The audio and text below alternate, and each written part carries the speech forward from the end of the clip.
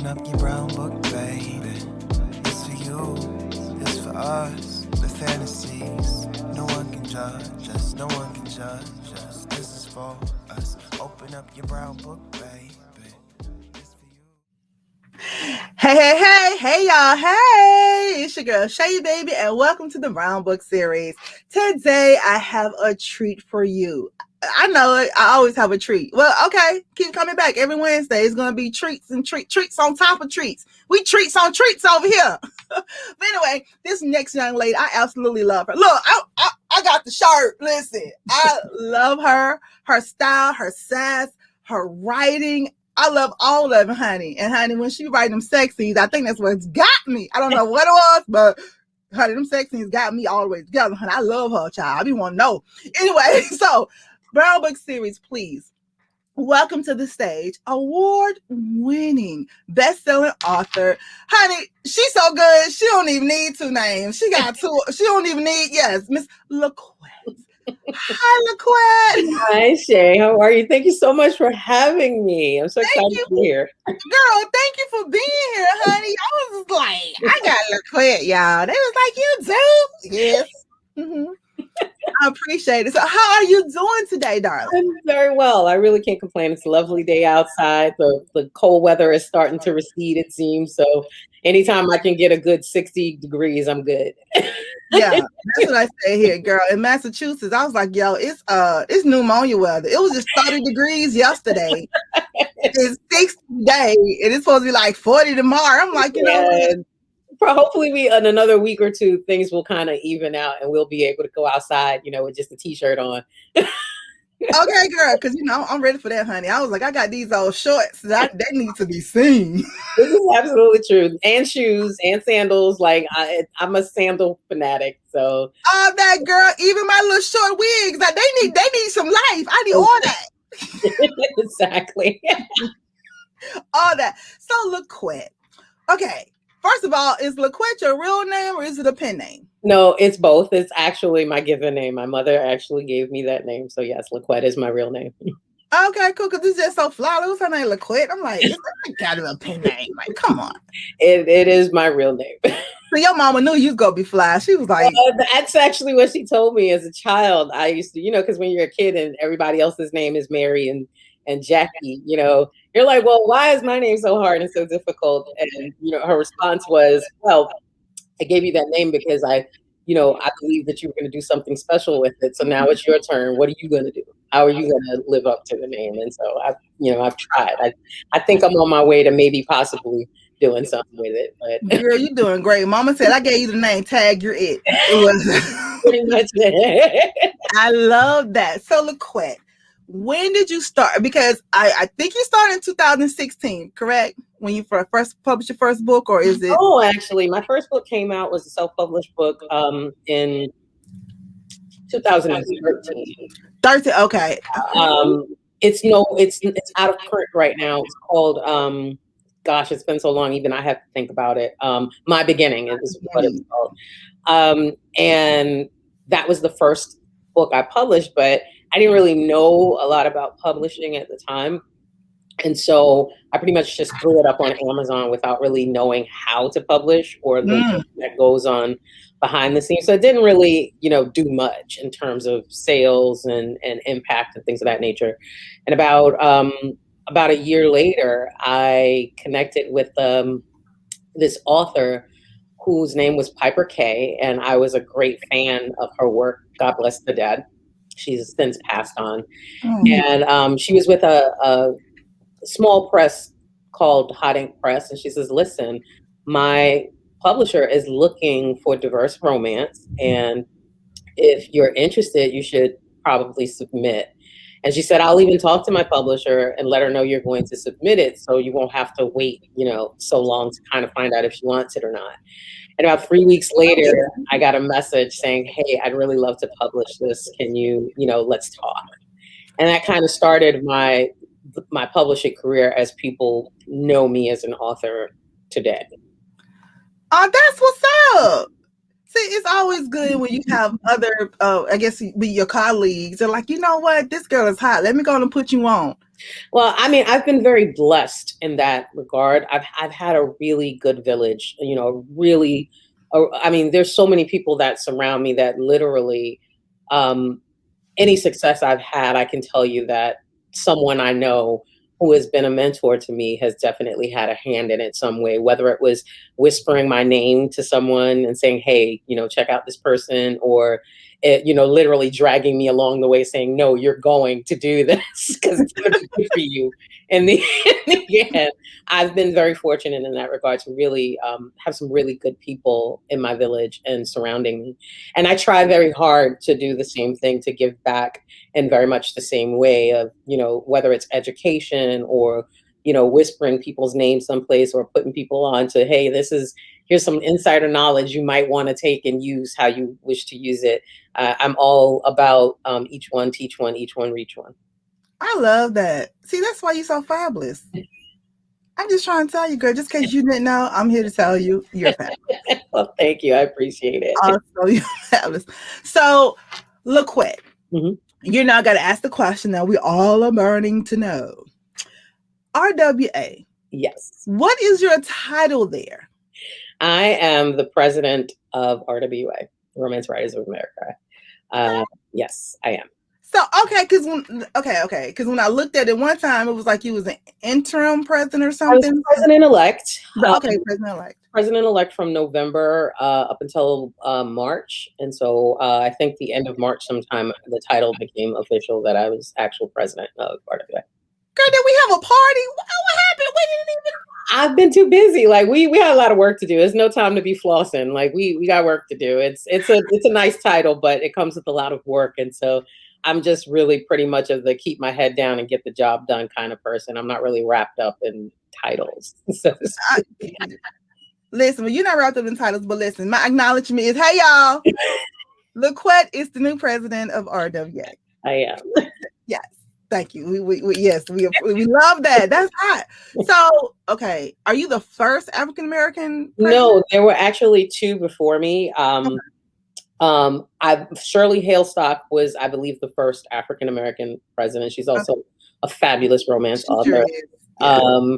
And she's been killing it in this game for decades. Yeah. And I'm probably mispronouncing her last name, but the second African-American president was Michelle, I want to say Manku. I'm probably butchering her last name, but I would have to look back in the files to be able to get you her exact name to make sure I'm saying it correctly. You know we love her. Yeah. Michelle, we love you, girl, honey. I am the third African-American president of RWA. Okay, cool. So what changes are you trying to implement?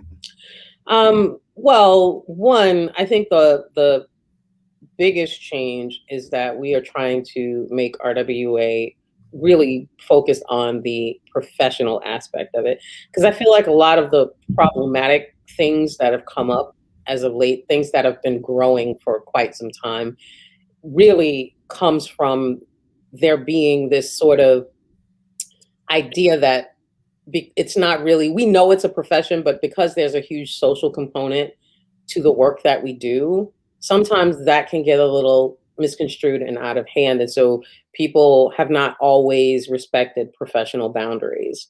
And much of what we are doing right now is establishing and reinforcing professional boundaries, which also include making sure that RWA is a safe space for marginalized authors as well. Girl, you even sound like a boss. You know, it's like it's like a whole commercial just there. We're very much right now focused on advocacy, education, and just growing the organization as well as securing our place in the industry. Because really, there are a lot of people who make statements that, no one needs RWA, but the truth of the matter is there needs to be that stopgap between the publishing industry and and authors. Right. Without that, without an organization that leverages, that has influence to leverage to be able to communicate with publishing and advocate for authors, we might not see things benefit authors as much as they do right now. So we need an RWA in the industry. Otherwise, the balance becomes uneven, as well as things can sometimes go unchecked.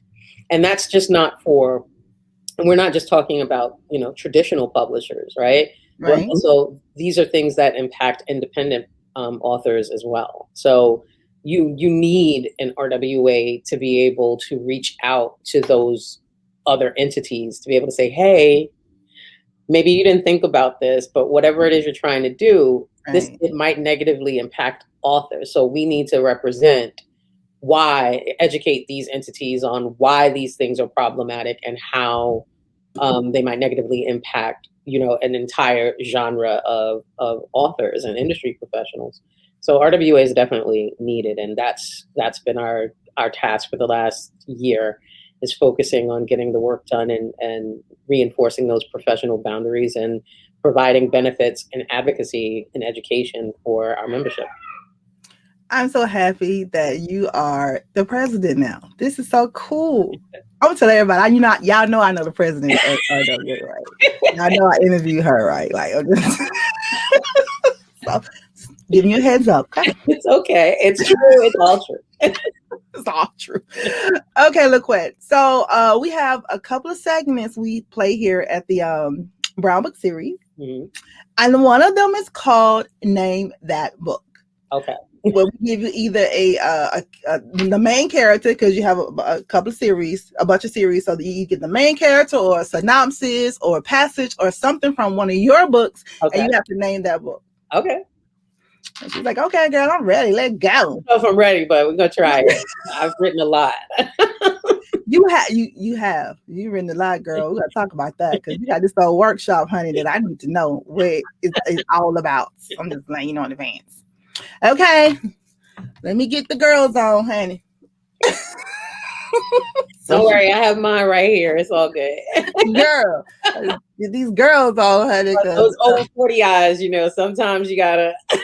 Girl, little assistance. Little assistance. Nobody tell us to just make the frames cute, boo. That's all I can do. That's all you can do. That is it. Okay, here's a passage. Name that book. Orange glazed pork chops with roasted potatoes and broccoli.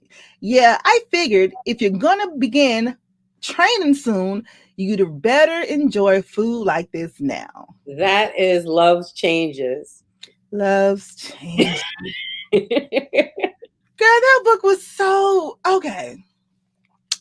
I was like, because you are just a best-selling author. You just a brilliant writer. But I'm like, do you find challenges in writing like LGBTQ plus couples?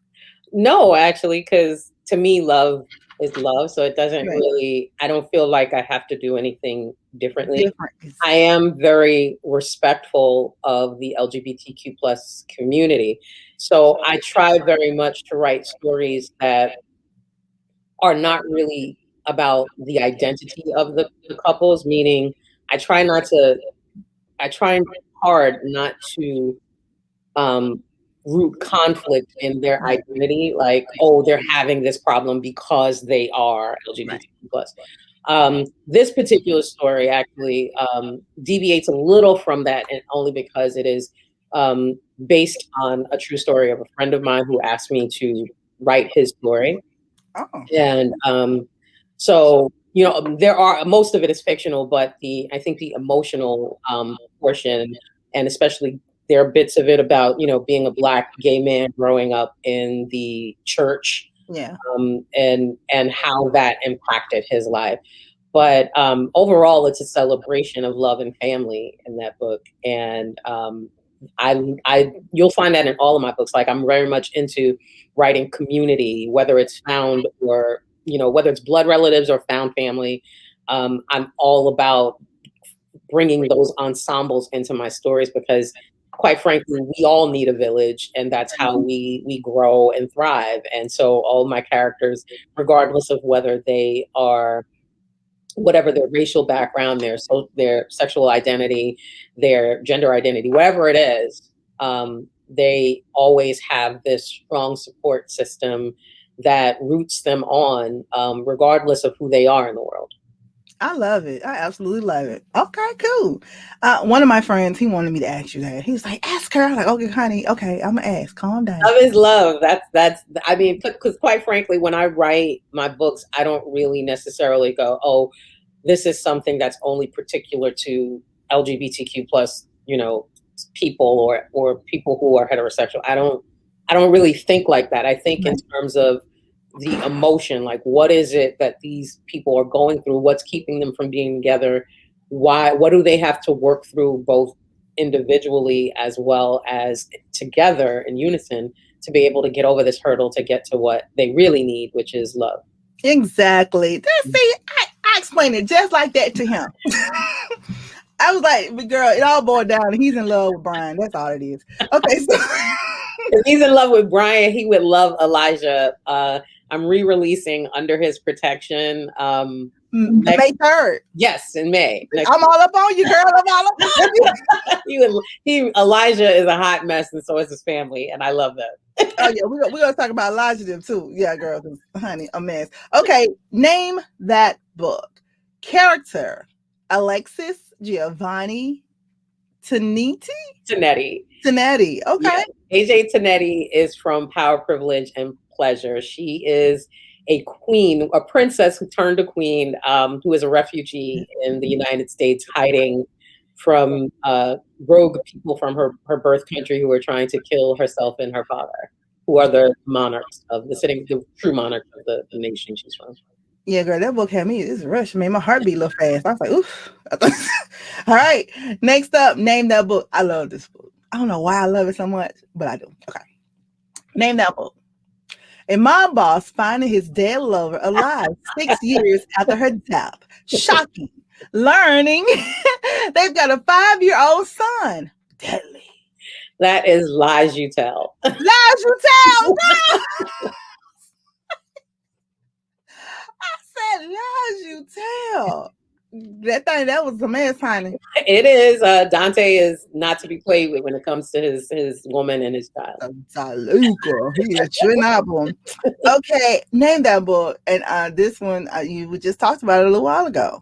Genesis Lawrence. My beginning. Genesis Lawrence is a physical therapist who grew up in the Black church as a preacher's kid and has a long struggle with what is love versus what is love of God versus what is love versus how people use religion to kind of manipulate.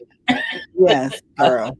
And so now, you have to figure that out. Yeah, quick question for you though before we go on to the next name that book. So you have a degree in physical therapy, correct? No, I'm sorry. I have a few degrees. I was trying to figure out what I wanted to do with my life. So when I went to school first, because you're a poor girl growing up in Brooklyn, you got to make some decisions to figure out how you're going to survive in the world. You're going to plan your life. Yeah. And so, although I've always loved writing and always wanted to be a writer, I didn't necessarily know that there was a practical way I could, make money from that at that time. So I went to school to become a respiratory therapist. Respiratory therapist, that's what it was. Yes. A respiratory therapist. Yes. For about 10 to 15 years. And while I was practicing, I went back to school and got, I earned degrees, both an undergraduate and a graduate degree in creative writing and English literature. And then I became a college professor for about a decade. Go! Golly, she is I told you. You can stand all over you. She's just a brilliant mind. I love it. Thank you. Love it. Okay, so now are you still a professor now, or No, I'm right full time now, but that was the first time as a professor that I had the opportunity to use my love of writing and reading as a profession, and that opportunity really just it gave me what I needed to be able to kind of navigate into the writing sphere, the romance sphere. And why did you name it My Beginning? Because it was the first book, or no? Because for the couple, they had this very strange connection through the hero's mother. Mhm. Genesis wasn't necessarily close to her own mother, and she always felt judged as well as, as if she was a disappointment because she wasn't meeting the expectations of her mother. Yeah. And the hero's Drew's mother is, was very, very kind to her and nurturing to her. And although they both, have this really serious love of this woman, they never actually meet until there's an accident and Drew is harmed. And her family, which is actually very close to Drew, asked her to come back to town to help him recover so that he can, get back to his career as a recording artist and performer. And she comes back to help him because of that. And through their shared love of his mother, they realize that they have always been there for each other, loving each other, even when they didn't really know each other, even from the beginning. So that's why it became My Beginning. My Beginning. That's so sweet. I was like, oh, I was reading that. So let me find out this LaQuette story, honey. Hold on. It's not. I was going to ask. It's really not. We nosy out here. Okay. Last one. Name that book. Boss, she called. With the board in flames, I kind of think your plans of us working all day in here kind of shit, ma'am. Like, I don't know what you gonna do, but girl. That is Jackson. That was the character named Brooklyn from Jackson talking to Asia.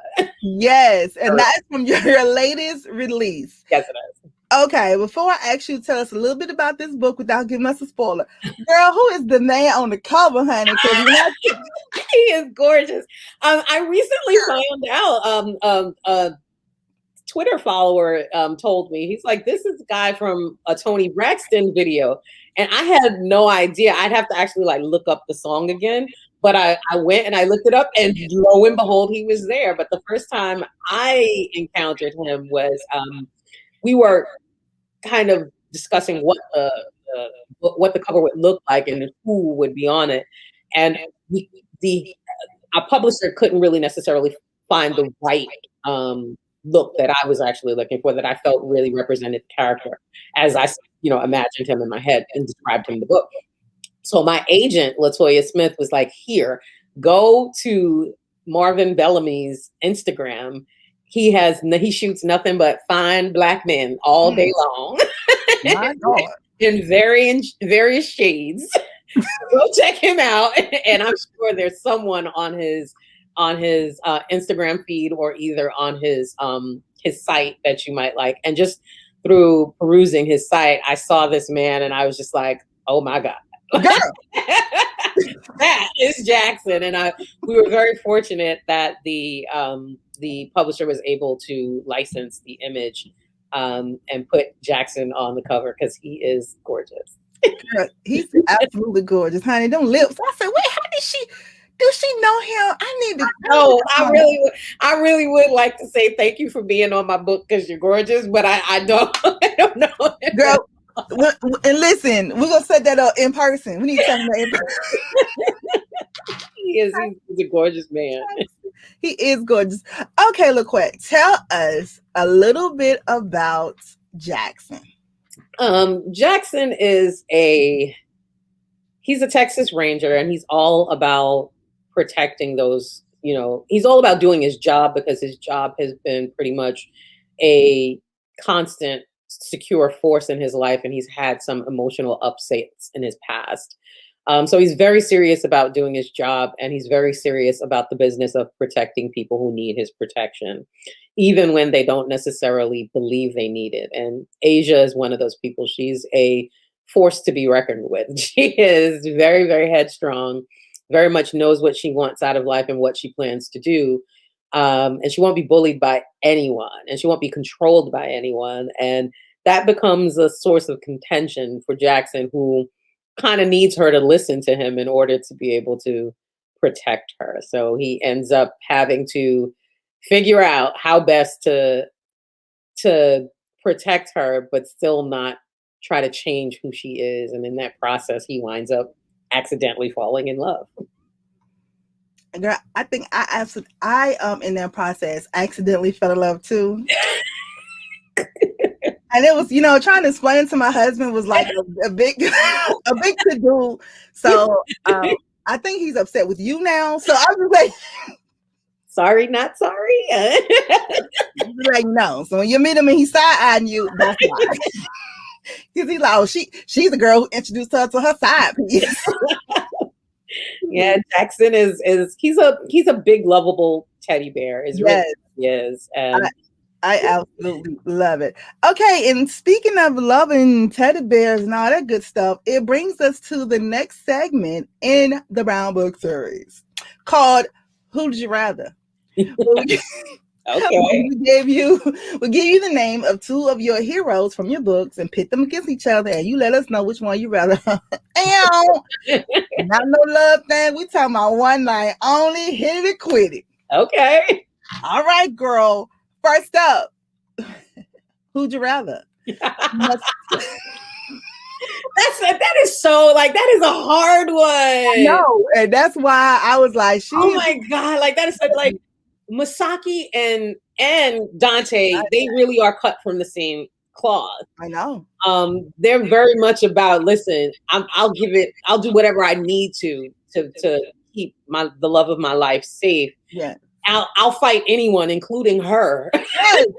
Including her. Girl. I had to break up with one of them. Yeah, I had to break up with one of them for Aunt Jackson. It was hard. That's a hard one. I don't know. Right. We want to know who you want to be hard that night and do something with.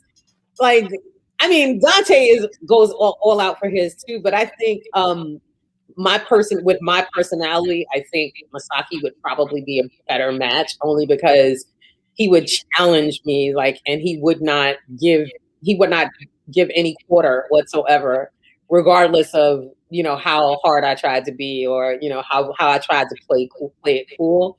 Because I think out of all my heroines, probably Oshun is the most like me. And so I think if I had to pick between the two of them, I think Masaki would be. Okay. But it's a really close race. Yeah, girl, I picked Masaki too, honey. Honey, I say yes. I want to do him. That's who I want to do. He's all about his woman's pleasure. That's for sure. Yeah, girl, show him all my little Bruce Lee moves. He's all about his woman's pleasure. Okay, here's another one. You're gonna be like, who'd you rather? Stillerton or Slade Hamilton? I love his name, Slade. Slade is another big teddy bear, and he's great. I loved him as a character, but I think if I had to worry about, if I really wanted to be with one of them, had the opportunity to meet them in person, it would probably be Kenneth Searlington, because he has this sort of sophistication about him that I find so sexy, and I think it's the reason why we all love billionaires. I was just about to say, why we all love those billionaires tropes, because he has that. He knows he has power. He knows he can do things that probably the average person can't do. Mm-hmm. He has enough control and awareness of himself. Right. That he knows just how forceful to be, and especially with the heroine that he's paired with, Hart. It's very important for him to know when to give her space, but also when to say, okay, enough is enough. We got to deal with this head on. And so I think Kenneth would be my choice over Slade. Girl, and I like the way you wrote them too, because by him being a billionaire, he still gave her, because she was in the law enforcement. So, he still gave her her own space. And like you said, it's like, okay, I'm gonna let you be your woman. I know you out here, you got to battle the bad guys, but okay, girl, did enough. Come on over here. Daddy's lap. Yeah, put your guns up and let's come on. So, okay. Yeah, so he grounds her in a way that I think especially her character, she really needs. Yeah, and I love her name too, Hart.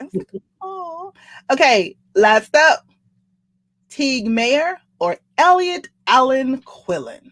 I'm gonna say Teague I said over Alan. Teague is he's so dynamic, and he's like he's also a person that it's like, listen, yeah, I know you're this really strong, powerful woman, and I love that about you. But there are some times when I'm gonna need you to chillax, right, because we got stuff to do, and there's sometimes you're gonna have to listen to me, because I think often sometimes when we have this idea about the strong woman, we somehow think that means she's never she never has an opportunity to be vulnerable. She's never can be seen as vulnerable. And I think the opportunity to embrace vulnerability is a strength in and of itself that we don't often get to see sometimes. So many of my really strong women, they only have the ability to be vulnerable with the man that they love, because he provides them that space. He's strong enough to provide them that space where they can be vulnerable and safe while they're in their vulnerability. Girl, your way with words is just beautiful. I'm just gonna start. When people ask me questions, I'm listen. LaQuette is gonna explain this to you for me, because I'm gonna give you the ghetto version of what I want to say, and you put your spin on it for me. Oh, thank you, girl. So speaking of spinning on stuff, your workshop. Let's talk about sex. Honey. Okay, first of all, what is this workshop all about? So it's a writer's workshop. Okay. And it's basically teaching writers how to write sex. Now, a lot of people think that writing sex is all about being explicit and raunchy, and that's not true at all. My work is very graphic, but it's grounded very much in emotion. Right. And so this workshop teaches authors basically how to use emotion, how to use sex as a physical manifestation of the emotional connection between their characters. See what she just said. Sexual that right there, girl. Yeah. So what made you decide to do a workshop on it though? Because I think, especially in romance, and in the publishing sphere as a whole, erotic romance oftentimes gets a really bad rep for being just trash, raunchiness that doesn't really have a purpose. And that really is not the truth. Erotic romance written by a skilled writer who understands that the intense physicality, the explicit physicality of the act really can be used to represent and augment the emotional connection between your characters. And so, when writers actually realize that, it allows them to be able to write these really deep sex scenes that, although they're hot as hell, right? They're so hot, but they also grip you emotionally so much that you could not have the same emotional impact without that sexual exploration. And so if you're reading someone like Naima Simone, Naima is really skilled at that, at adding that emotional layer to this really hot sex scene. And by the end of it, you're like, your emotions, not just the fact that it's so titillating, but also the fact that you're really caught up in your emotions when you read for sex scenes. And that is what a sex scene is supposed to do. It's not just about titillation. It's about furthering the emotional arc of the characters. Yeah, you're right about that with Naima, honey, because them Boston billionaires, I'm up in Massachusetts, girl. She had me all up and down Cape Cod looking for these. Absolutely. I'm a Naima Simone stan. I have not read a Naima Simone book that I have disliked. I just have not. She is so talented. She is, honey. She's so hilarious. I was like, you do not act like these books you write, girl. She's hilarious. I absolutely love her. She is. Girl, she's a mess.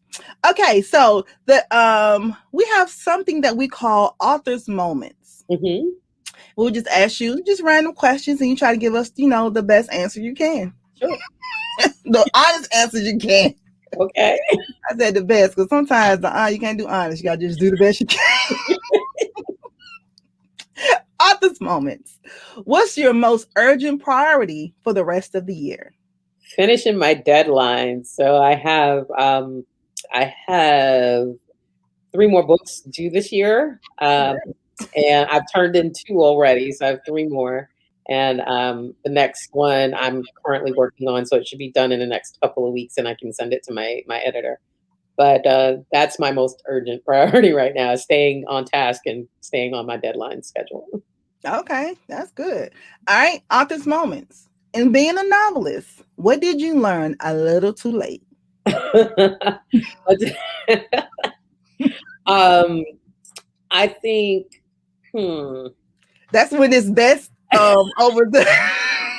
I learned too late to be careful about who to allow in your inner circle. You have to be really careful. And it's not always it's not always because someone is, necessarily bad.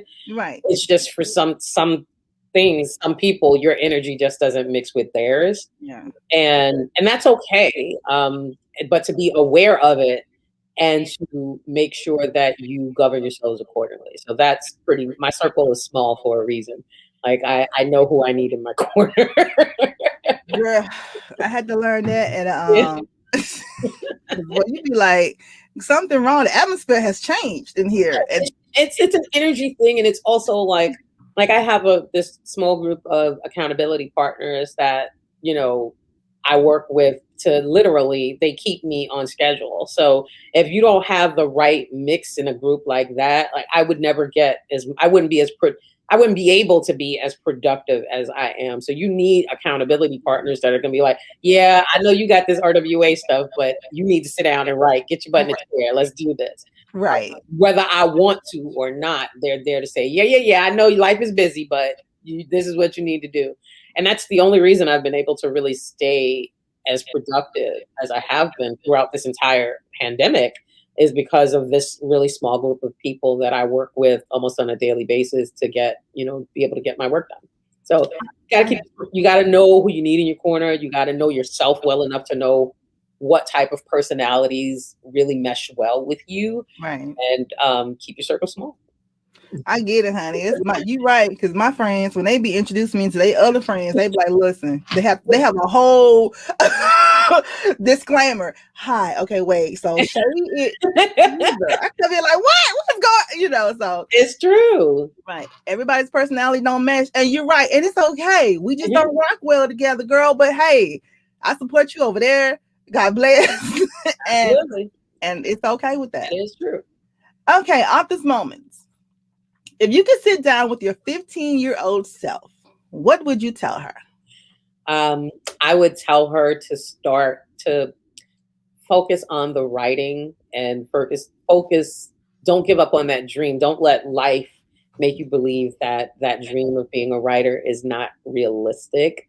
Because I think I would have been a writer I would have been a published writer a lot sooner if I had not believed that writing wasn't a career that could financially sustain me.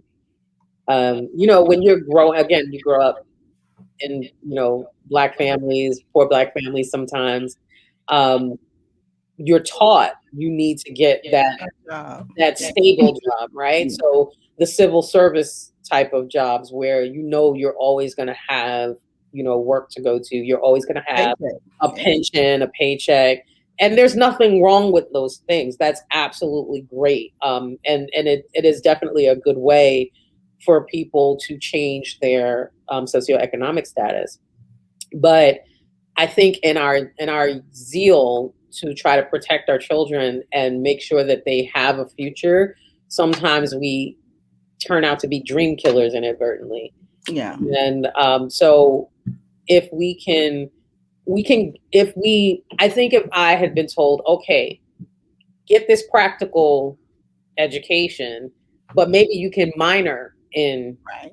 the thing that you love, and still have an opportunity to explore, and to explore your talent, and provided soil and nutrients to grow, that might have been, I might have been able to be a writer sooner. But I really did not know that I could be a writer literally until I was just getting out of graduate school, and I was really tired of writing stuff that everybody else told me to write. Mm-hmm. So that's when I started writing my beginning, like just as a palate cleanser from all of the academic stuff that I'd been writing from graduate school, from undergrad to graduate school. And my husband read it. He read the first half of it, and he's like, "This is amazing, and I think you should try to publish this. Like, this is really good." And I don't think until someone else had seen it, that I actually realized, well, wait, this is a marketable skill. I could actually use this. And that's where it all started at that point, where it was me thinking, oh, this is not just a hobby I like to do on the side. This is something that I could actually, be a profession. That's what's up. And it's good that you married to the right person who was like, hey, boo, this is great. You need to do this. That support you and push you into that. Yeah, it's true. It's very true. Without that, I mean, quite frankly, no one would know who LaQuette, the author, would not exist unless my husband, if he had not pushed me, because it really was not something that was on my radar. It wasn't something that I even thought about. My goal was, I'm going to get these degrees and I'm going to teach. Because this way I get to still work with writing and reading, which is what I love. But, this is the practical way to use these skills. It never occurred to me, write a book and you can make your living that way. It absolutely never occurred to me. Yeah, I absolutely love it. Okay, author's moments. What would your pen name be? If you could have another name, you'd be like, I'm gonna give me a pen name. Oh, I have no idea. It never occurred to me to be anyone but LaQuette. And I've literally turned down publishing contracts because people, certain publishers wanted to change my name. Really? Yeah. They were like, oh, we don't really think it's going to work. But I'm like, that's okay. Thank you. I appreciate the offer, but no. Like, sorry, not sorry. Yeah, it is. I am who I am. And I'm very much about preserving the authenticity of who I am. That does not mean I'm not willing, I'm not flexible and I'm not willing to take advice, which I am. I have great relationships with my editors, right, and my publishers, but I don't want to be changed into something that I am not. I want people to pick up a LaQuette book and realize that they're reading instantly, even if they didn't have to see my name on it, that they would know that's a LaQuette book. I love it, LaQuette, honey. Yeah, I can see your book, honey. I'd be like, this LaQuette wrote this. Wrote this. That's what I want. And you, girl, you have accomplished that. Believe that. Okay, moving right along. This video is going by really, really quick, and I love it. Are you having fun? Like I'm having a blast. Oh my God, this is so wonderful. Okay, so the next segment we have in the Brown Book series is called Dirty Mind. Where we give you dirty clues, but you have to give us the clean answer. Girl, I got to run your sex scenes. I said, oh yeah, we're playing Dirty Minds with LaQuette. Okay. You ready? Go ahead. Okay. She's like, go ahead. I don't know. We're going to see. All right. This one's going to be really, really cool. You're going to get this one. This is great. Okay.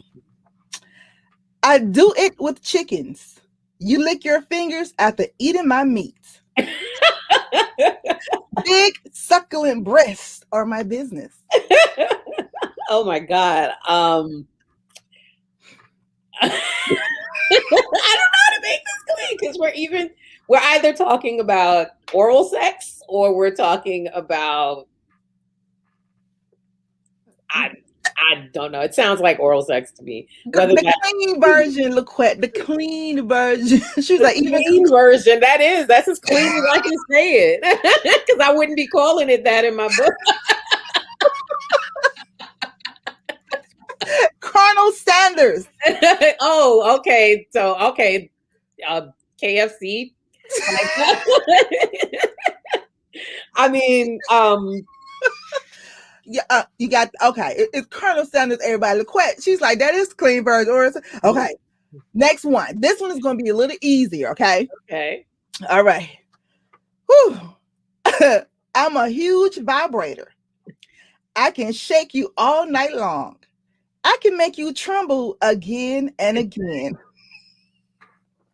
What am I? I have no clue. The clean version of a vibrator. Earthquake. That is not the clean version of a vibrator. I mean, no, that's not sexy at all. No, I'm giving you dirty clues, and you got to give me the clean. Like, what is it? You know what I'm saying? Okay. Thoughts. Clean. My brain doesn't work that way. I only gravitate to the dirty. Girl. Okay, now one more. Then we go. Listen, she is officially has a dirty mind. I do. I admit it. She's like, "Hi, I'm LaQuette, and I have a dirty mind." Okay, last one. This is gonna be a little. You're gonna get justice. Don't think about sex. Think about other stuff. Okay. Okay. Oh, no, I don't even know. They would give me this one to ask you, but you might get this one though, because some of your books are, Okay. I stick my nose in private places. I'm a dick. I'm sneaky when I'm on a tail. A private investigator? I said she gonna get that part. Yeah, we ain't gonna play with you no more. Listen, I wholeheartedly admit that I have a dirty mind. It's why I don't write romances that don't have sex in them, because that's not how my mind works. I'm glad my mind don't work. Reading romances don't know how sex is. I can read some, if it's an author I trust that can really weave a really good tale, captivating tale, I can do it. But I can't write that way. Like, that's just not how my brain works. I need to read more authors, because every authors I read got sex in their stuff, whether it's sweet sex, love making. Somebody's thinking something somewhere. I mean, I'm not necessarily mad at you. I think I read very much, we probably share the same interests in books. Yeah, we really do. Okay. Wait a minute. Here we go. All right. Dead or alive. Mm-hmm. If you were hosting a dinner party and could invite 5 people from any era, who would it be? Roman Reigns, because he's gorgeous. I'm coming to your party. Absolutely. Jesus, because I really want, I really need to have that one-on-one conversation. Yes. We want him to come here. We don't want to go there. We want him to come down here, Jesus.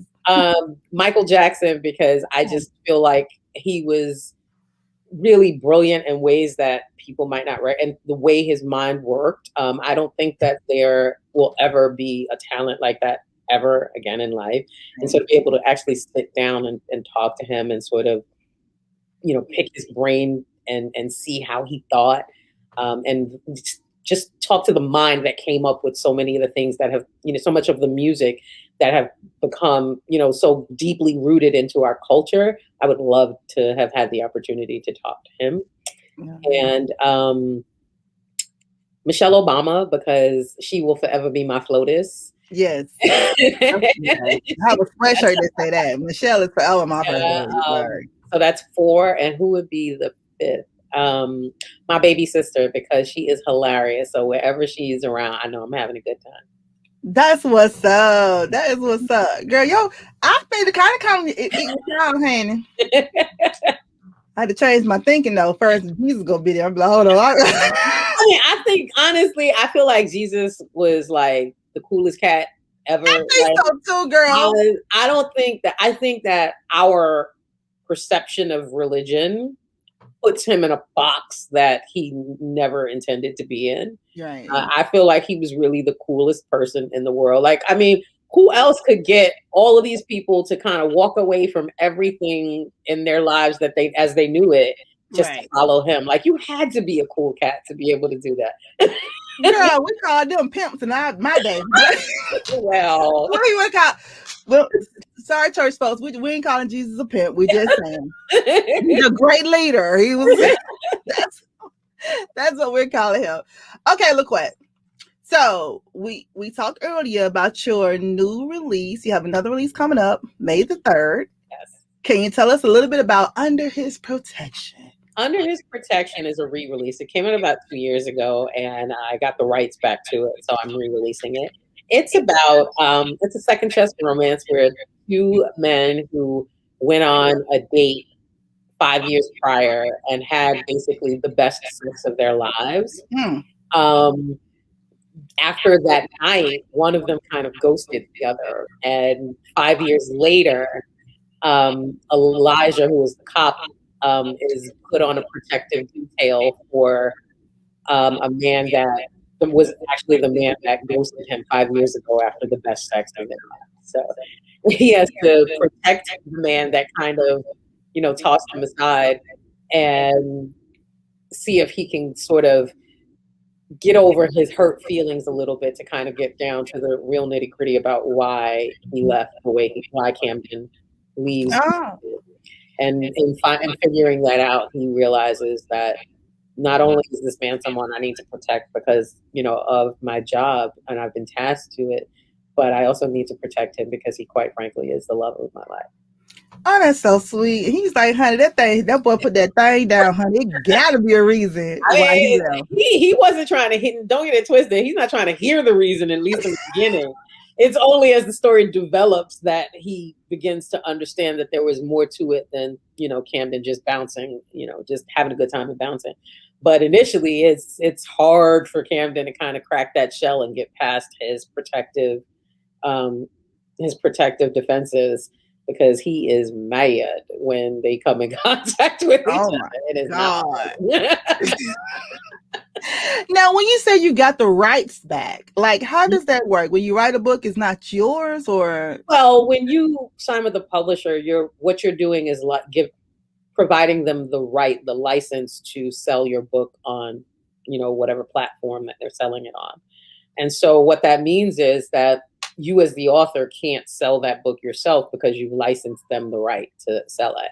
So my contract ended with that company 2 years ago. And so now that I have the rights back and had the opportunity to go back in and change some things that, make some changes that I thought would augment the story, it's now I'm putting it back up under my own name and selling it again. Okay, so I never knew that. So when you sign with a publishing company, that's why so many indie authors are just like, yo, we got this. We get to kind of do it how we want to do it. So when you sign with a publishing company, it's like, is their book kind of? No, yes and no. So It's your book. You own the copyright.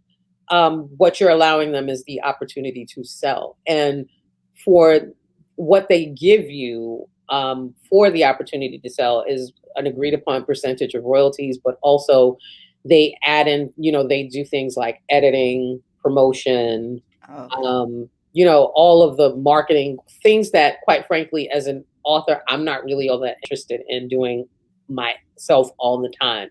So there are some stories that I don't, some stories I know wouldn't necessarily fit for a publisher the way I want to tell the story. And so those stories I would probably publish myself. But my lifestyle, as it is right now, does not really allow for me to publish things full time by myself, because it's a lot of work to be an independent author. Like, people think it's just throwing something up on Amazon. It is really not. You literally become the publisher. You have to worry about editing. You have to worry about marketing. You have to worry about publicity. You have to worry about, packaging, distribution. All these things become your responsibility when you are an independent author. And there are some people who do it brilliantly, and they have a whole process that they can, a whole productivity schedule. For me to worry about that takes away from the writing, and I'd much rather focus on the quality of writing that I would like to give to it and the attention that I would like to pay to it as a writer, because when I split my focus, some writers are able to do that and split their focus and put on different hats, and it's no problem for them. But for me, when I split my focus like that, I end up taking away from the writing, right, and not giving the writing everything that I need to give it. So for me, being a hybrid where I publish with traditional publishers for the most part, and every now and again when I have a project that I feel is much more suited for indie, publish indie, in those, during those times, that is what works for me as an author. But each individual has to really make that decision about what works for them, because for some people, partnering with a publisher, it will not work for them, and that's okay. right. It's really about knowing yourself and knowing under what conditions you work best. See, look at her. She just gave you that old publishing 101 real quick. You know what I mean? We absolutely love it. Now, LaQuette, before we ask our last question of the interview, I just want to say again, thank you so much for coming on. Like, you're such a beautiful individual, and I just love you so much. So, girl, I love it. Tell everybody, tell everybody your social media handles. Let them know where they can go and pick up your latest novel, your last novel, your novels prior to that, all that good stuff, all things LaQuette. Okay. So you can find me at my website, which is LaQuette.com, LaQuette.com. You can find me via email, which is LaQuette@LaQuette.com. You can find me on Twitter, LaQuette Writes, at LaQuette Writes. You can find me on Instagram at _Quette, because somebody won't give up the title LaQuette on Instagram. So that's how we have to do it. And you can find me on Facebook as LaQuette the Author. If you type in LaQuette the Author, my author page will pop up on Facebook. And that's pretty much where you can find me all over social media. Girl, we need to call the Instagram police and tell them people to give it up. Like, come on, man. Like, no, whoever got it, they ain't no author. They ain't. That probably ain't even their real name. Like, come on, man. I had to fight for the LaQuette domain.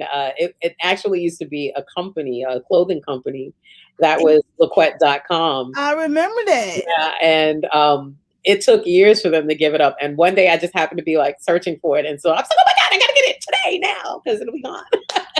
And I'm not letting it go. Okay, I don't blame you, girl. That is crazy. Yo, fighting for these names is like, it's been a mess. I had to look. That's things that I'm learning in all this. Like, what? But how can, if I got it and I don't understand that. Yes, that's when I had to get into the trademarking 101. Yes. Yes, girl. Okay, so LaQuette, the last question of the interview. Mm-hmm. Why are you looking like that? You like, what she would ask me? I ain't actually that crazy. If you were writing a book about your life, mm-hmm, what would the title be? If I were writing a book about my life, it would be called She Tried, because that's always my goal. Is to my grandmother, God bless the dead, used to always say to me, nothing beats a failure but a trier.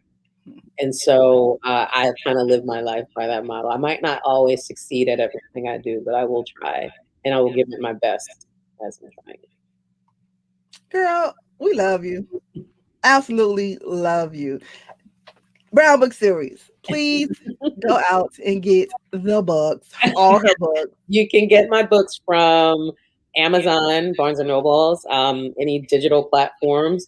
Jackson, you can actually go into Barnes & Nobles and pick it up off the shelf if that's what you want. But yeah, you can find me wherever books are sold.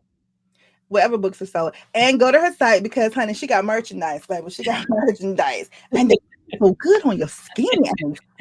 Yes, I do have merchandise, and they're fun. They're cute little things. I think you'd enjoy. Yeah. Honey, anything else y'all want to know about LaQuette, call me. I got it. Because she being modest and stuff. She has the tea. She does. I got the tea.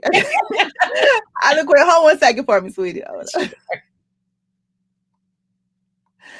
right, Brown Book Series. If you like that, and I know you did, please like, subscribe, and share. And tell all your friends that, honey, LaQuette was at the Brown Book Studios. Go and check it out. She's awesome. All right, y'all know the routine. Every Wednesday, 6 o'clock, we're right here. Brown Book Series. Every Wednesday, 6 o'clock. After you see us at 6 o'clock and you laugh and hee and fall out and all that good stuff, 7 o'clock, you mosey on over to Reese Ryan's channel. That's right, author Reese Ryan. He's interviewing all the good authors over there, girl. I told you, honey, me and LaQuette be laughing over here, but when LaQuette go over there, honey, it's intellectual. It's that the author that, I'd be like, girl, I don't know how to ask them questions, honey. Anyway, so that's at 7 o'clock. And then at 8 o'clock, you go to Cruise Radio for Iris Moments with Iris Bolling. All right, y'all got it? You guys are wonderful. And we will see you on next week. Open up your brown book, baby. It's for you, it's for us. The fantasies, no one can judge us, no one can judge us. This is for us. Open up your brown book,